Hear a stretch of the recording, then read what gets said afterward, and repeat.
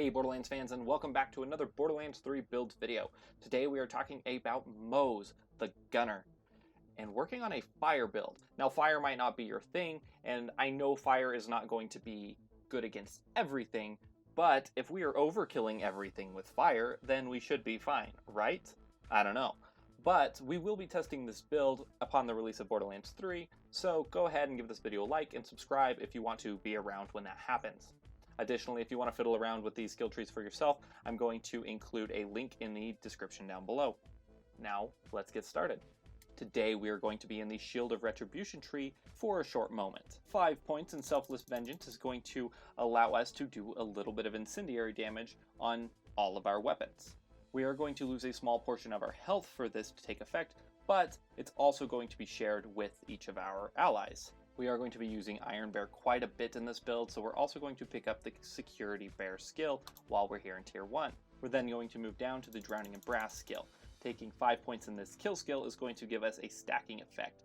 We can stack up to 3 stacks, which will reduce our fire rate by roughly 7.5%, but if we have 3 stacks, we will be dealing 60% extra damage on all weapons.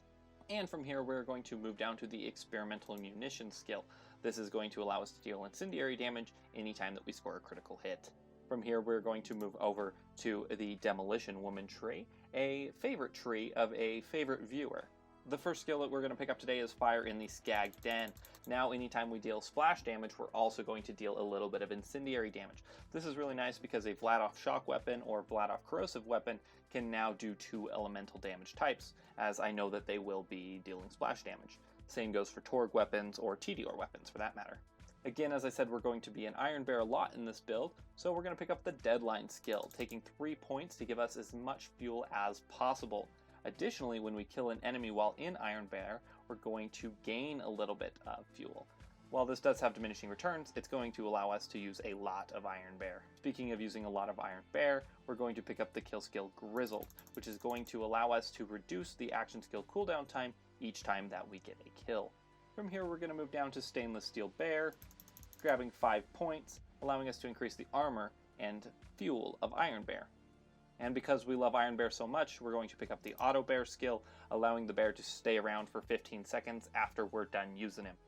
Now, the developers of the Borderlands game hinted towards a really good synergy between this skill and our next one, Dokka Bear. So with Dokka Bear, a manned turret is going to be added to the back of Iron Bear.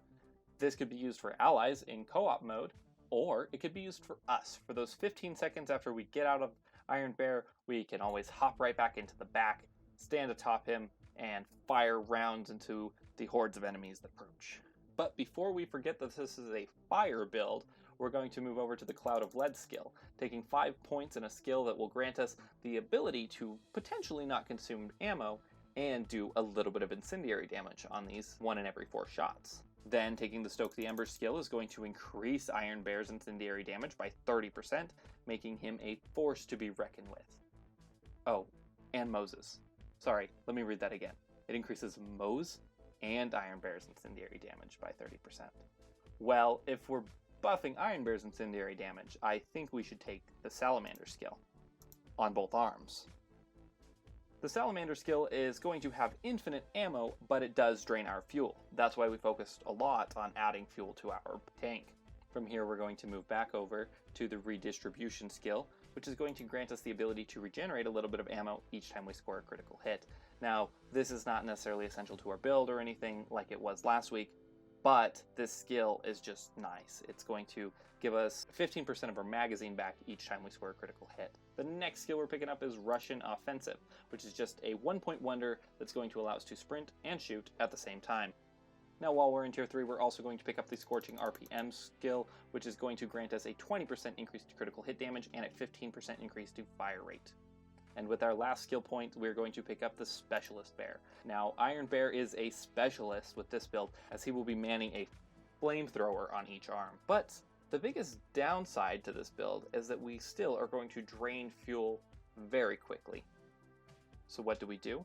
Well, I'm going to suggest we take the Fuel Economy action skill augment on both arms. This is going to increase our movement speed in Iron Bear by 25%, as well as decrease the fuel drain of each of our weapons by 25%.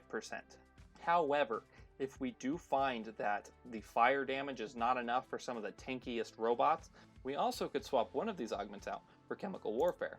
What this is going to do for us is allow us to run around with both a corrosive weapon and a fire weapon, making us really good at killing really anything. And with that, guys, we have our build. I am so excited for the release of Borderlands 3. I don't know if you guys can tell, but with these last couple videos, I can feel the perpetual excitement just slipping in to my videos and to my work and to my content. Now, as always, remember to like this video, share it with your friends, subscribe for more content, and now unfortunately this is my last video before the release of Borderlands 3. I am going to take next week off for myself, just to be in the zone, ready to really get into it when it comes out. Now, upon the release of the game, here's what you can expect from me.